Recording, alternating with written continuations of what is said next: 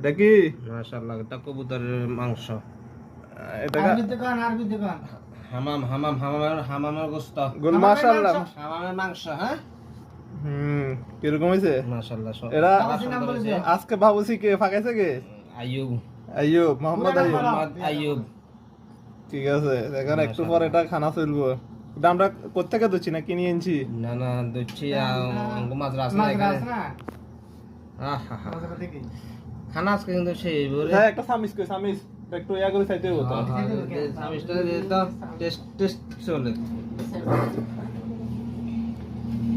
তোমায় নিয়ে বাসবো কিরকম হয়েছে? মাশাআল্লাহ। ভালোবাসার সেন। গন।